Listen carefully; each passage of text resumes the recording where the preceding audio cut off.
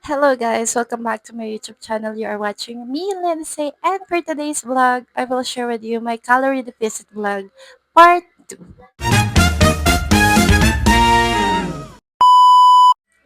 Okay guys, so kakatapos ko lang mag-jogging. Yes, this is the first day again of jogging, yeah.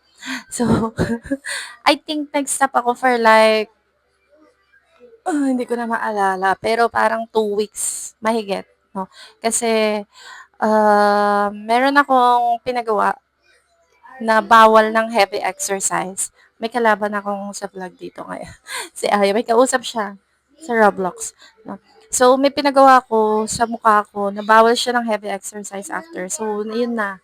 After noon, April 1 until now, April 7 is vacation. Nag-umpisa na. So, ayun, tinamad na akong mag-jogging. Sabi ko, bigyan mo ako ng 1 week, no, na magtatakaw-takaw. So, yun guys. Iyon na yun kung bakit ngayon lang ulit nakapag-vlog. Pero, bumalik na nga ako, no? So, kaninang morning, hindi ko siya na-vlog sa inyo. Pero, itutuloy-tuloy na natin to. So, lipat tayo ng pwesto kasi merong batang maingay dito. So, yun. Ang ipapakita ko na sa inyo mamaya is yung dinner. Kasi, yun. Tinatamad akong mag-vlog ng pagkain, pero ta-try natin 'yan kasi nga nag-calorie deficit vlog tayo. So, dapat panindigan natin 'yan 'no. And then ano pa ba? So, ano bang update ko sa life ko ngayon? Kakatapos ko mag-jogging. Ang gina-jogging ko guys, usually I think nasabi ko na siya sa vlog is 3 kilometers. So, kapag chinat-GPT mo yung 3 kilometers, it will be equivalent to 4,000 steps. So, as a mom, yun lang yung kaya kong And, iyon, itinime ko siya sa time kung kailan ako nagjo-jogging noon din. So, nagjo-jogging ako nung may pasok ng 3 PM kasi 3 PM yung uwian ko. And today, yun din, 3 PM din. Para feeling ko kasi naka-mindset na yung utak ko ng 3 PM and hindi morning and doon ako nasanay. So, ididire-diretso natin siya. So, anyway, papakita ko sa video na to yung time na nagjo-jogging ako, tapos iva-vlog na rin natin yung food, yung pag-prep sa food. So, para makita niyo kung paano ba talaga siya i-prep. Sana magawa ko 'no. Pero bago 'yon, i-mu-multiply ko na siguro yung calories para alam niyo na and masasabi ko na rin sa vlog kung ilang calories 'yon. So, stay tuned guys. Gagawin natin 'to for a week. I hope magawa natin siya. Matuloy-tuloy natin 'to 'no. And you're back. So, ngayon kakain na tayo nitong empanada. Let's eat, guys. This is not mukbang hindi ako magbi-video nung kumakain. Kasi nahiya ako. Charot. Hindi, pero kapag gusto yung magmukbang, isama natin sa LC kasi matakaw yun eh. Hindi, mas ano ako, ganado ako kumain pagkasama siya sa vlog. So, yan guys. This is an update sa dinner. Ito lang kakainin ko. Wala na ako ibang kakainin. And then, mag-water ako. Yun lang talaga kasi actually kapag gabi medyo hinihinaan kong kumain. Usually yogurt, pero kasi inaano ko rin si Oyo since nagbe-breastfeed ako kay Oyo sa gabi, hindi ako puwedeng totally walang kainin. Kung hindi lang sana ako nagbe-breastfeed, kahit hindi ako kumain ng gabi and lamunin ko siya ng lamunin ko yung dinner ko or yung calorie ko for the day, kaya ko yun. Kaso may pinapa-dede kasi ako so kailangan ko pa rin maglaman tiyan sa gabi. So, yung time ngayon is ano bang oras na? Ang alam kong time ngayon is magse-7 PM na. So, isa din daw yun na technique na dapat maaga kayong kumain. Pero ako kasi yung usual ko, kung kailan puwede na akong kumain, ganyan. For example, may binili si Elsie, nakulit na siya, kain na ako ng gabi. So, usual time ko na nakakakain ako 7 or 7:30. So, yun guys, tomorrow update ko kayo sa breakfast naman natin, 'no? Okay, so good morning guys. This is the first real day. Okay, tingnan niyo itsura ko. So, ngayon ikikilo lang natin yung weight ko, 'no. So, meron akong weight sa notes ko, ipa-flash ko na lang siya dito para makita niyo kung ilan yung weight ko every week. I think since ano yun, January or December, hindi ko na maalala, basta gano'n. Tapos para after a week, try natin kung may nabawas ba sa'kin or wala. So, yun, kiluin natin ngayon and then sama ko na kayo sa breakfast. Yan, so ito yung kiluhan ko. Ano to? Digital. Wait lang, baka lubat na. Kung kilo 61.25. Tayin ko lang siyang mag-zero.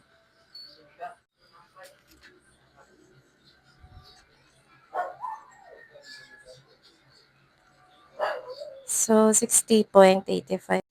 And then sabi nila, dapat daw first thing in the morning ka, magkikilo, wala ka pang kinakain, wala ka pang ginagawang workout or anything. So, yun yung pinaka legit na kilo mo for that day. So, let's go. Breakfast na tayo. Hello guys. So, ito na yung ating breakfast. Ito yung kape ko.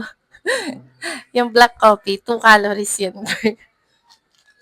May Great Taste Premium na black coffee. Ito, 2 calories lang to. So, konti lang yung nadadagdag na calories nito pag uminom kayo. Tapos isang beses lang ako uminom niyan sa umaga lang. Minsan kapag inaantok. Yun. Tapos, ang ulam natin ngayon, ang pagkain natin ay tapsilog. Wait lang, ay bababa ako.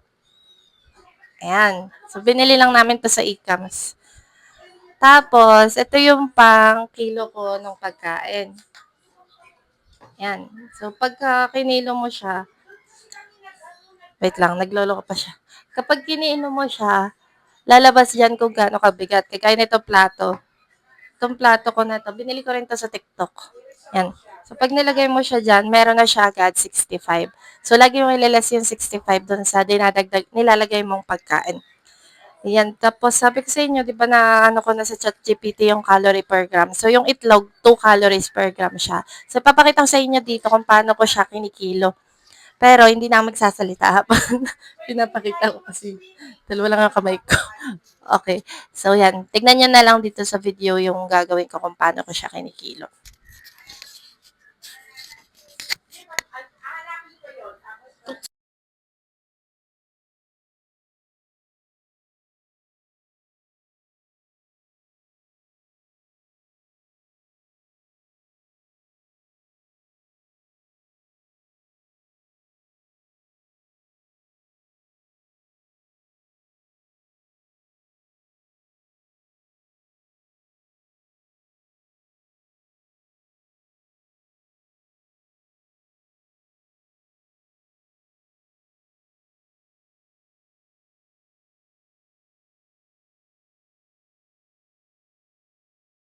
So, yan guys.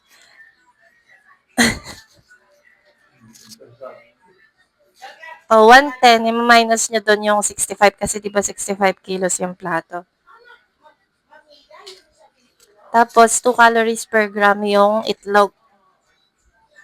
So, yan, 90 na siya. 90 na agad siya. So, meron na lang kayong i-minus nyo sa 300 kasi 300 for breakfast time. May 210 na lang tayo. So, yun yung pagkakasya natin. Tapos, yung fried rice is 2 calories per gram naman siya. So, lagay tayo ng fried rice. 110.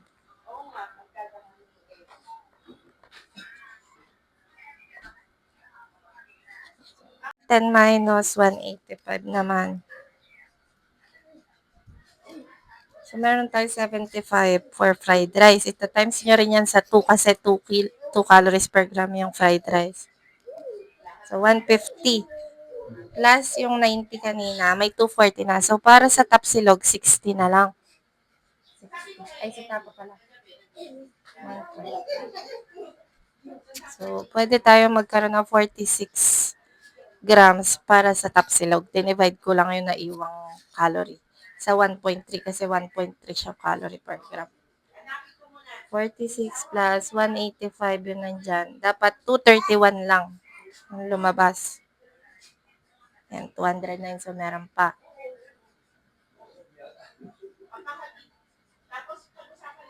Yan.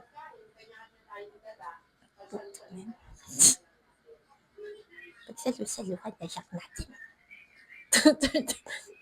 221. Parang nagloloko na naman siya.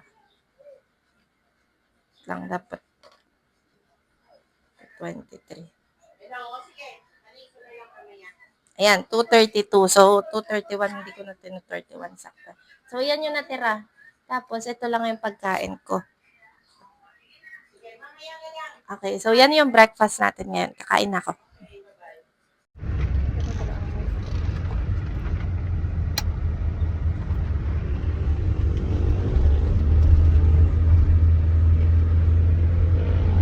Hindi masarap ang price pag malamig. Sabay umubo. Aray ko. Ano ba nangyayari sa'yo, mami? Sumalaksak yung buo sa lalamunog.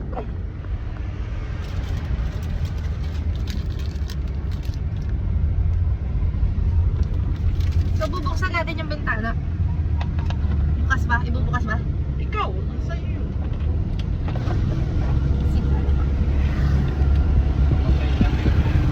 Patay na yun. Siksak na lang Mag-aircon? Baliktad ka. Eh, malamig na sa siksak. Sa sigsag kailangan patayin dahil pataas yun.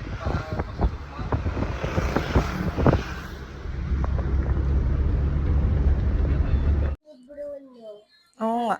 Kaya nga. Okay guys, so Tapos, hindi anak, yung bagong aso. hindi. Nabili lang ni mami. Okay, so lunch na at ang lunch ay nilagang pata. Tapos, para sa kanin. Ano ba? So, ito ulit, 65 ulit to pag kinilo nyo. Diba? Kailangan guys maging 165 to kasi yung 100 grams. Tatimes mo siya sa 1.3 kasi 1.3 calorie. Ang calorie ng white rice per gram. So, para maging 130 equivalent niya sa calories mo. Maglalagay naman ako dyan ng computation. So, nasa 157 na. 138 pa lang. So, kailan kayo naglagay? Kailangan maging 165. So, 167 siya. Bawasan ko siya ng kaunti. Yan. 164 na. So, tapos, yung nilaga naman, sinearch ko yung calorie per gram niya is 1. So, 130 minus 300 equals 170. So, pwede tayong mag-add ng 170 dito sa 164 para ma-meet natin yung 300 calories ko para sa lunch. Okay. Kung medyo nalilito kayo, ulitin ko naman yan ng dinner. No?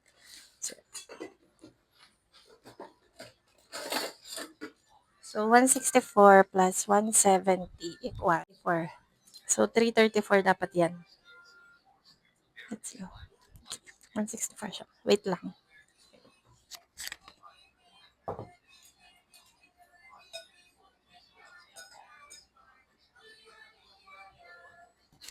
So, yung usual kong ginagawa guys is inuuna ko yung gulay. Kasi, wala. Healthy kasi yung gulay and mas nakakadagdag siya sa energy mo. So, mas gusto kong inuuna yung gulay para marami akong makain gulay and then konti lang na meat kasi mas nakakatabay meat. 3. 164 plus 170. 334. 210 na. 210. Tapos tinatanggal ko rin yung mga buto sa taba. 227. Mabagdain ni Bobby yan. 336 ang kailangan ko. Yan. 336. 265. Tapos lalagyan ng sabaw. Gulay. Nilagyan mo yung sabaw, dadami na yan. 330. Yan. 340. Bawasan ko lang. Yan. Kasi 340, sumabra ko ng 4.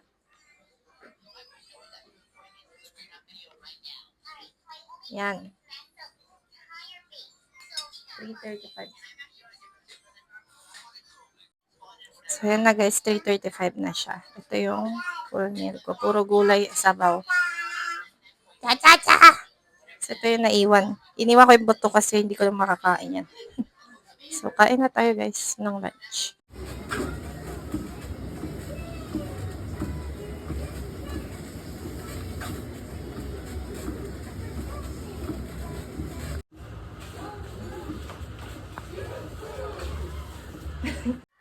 Hello guys! So, it's dinner time and finally, natatapos na natin itong isang araw na to. So, ikwento ko lang sa inyo yung merienda since hindi pa luto. Sorry na, atching ako. Hindi pa luto yung kanin. So, yung merienda natin, kaninang umaga, sabi ko sa inyo, di ba, we have 300 calories for merienda. So, inuubos ko siya sometimes ng isang merienda lang, tapos wala ko totally merienda ng umaga. Minsan naman half-half. So, kanina umaga, ito yung minerienda ko. Pakita ko yung picture kasi hindi na ako nakapag-video niyan. Kasi nasa kotse kami. Tapos maingay and hindi nyo rin ako maririnig kasi di ko tala yung mic ko nun. So, yung merienda ko nun is fries lang. Hinaf ko lang siya kasi nung sinearch ko, ang fries is 250 calories per piece ng regular fries. Per piece? Per tawag doon yung nakaganon na fries. Basta yung isang ganon na siya. No, isang regular fries. Ang calories niya is 250 calories. So, if i-divide mo siya sa dalawa, then it will be 125. And then, nag-Coke Zero ko. So, Coke Zero, 0 calories siya. But then, kailangan pa rin maglagay kahit 0 to 5, ganyan. So, sabihin mo na naka 150 na ako ng morning ng merienda. And then, after nun, ito naman yung merienda ko ng hapon. Which is yung burger naman. McBurger is also 250 calories. So, kinalahati ko lang din siya. Naghati kami na LC. And 125 din siya. And nag-Coke Zero lang din ako. Yan. Tapos, nagsubo ako ng isang kutsarang maha. So, 125 plus 125 equals 250. Tapos, yung mahang isang kutsara, pwede na siguro siya, pasok na siya sa 50 calories. So, yun. Ngayon, dinner na. Ibig sabihin sa dinner, since hindi naman natin na-consume sa merienda yung dinner natin, meron tayong 300 calories today. So, yan. Ang ulam is hipon, buttered shrimp, and syempre, magkakanin tayo kasi nga, we're breastfeeding.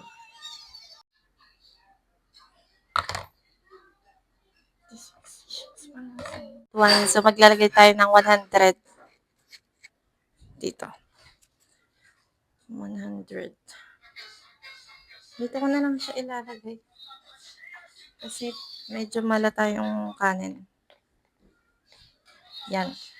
Ang nakalagay ay 57. So, dapat maging 157 yung nandito yung lalap. 153. Sayang yung ibang grams. Okay. So, that's 154. So, para sa kanin, meron na tayo 110. I-minus nyo siya sa 300 equals 190. 190. Tapos, 2.2 calories per gram yung hipon. Inano ko is 86 siya. Dinivide ko yung 190 sa 2.2. So, 86. Ang gagawin nyo lang, dadagdag nyo yun nandito sa 86. 153 plus 86 equals 239 dapat yung lalabas dito. Okay. 239. 180. 92. 198. Tapos ilagay niyo sa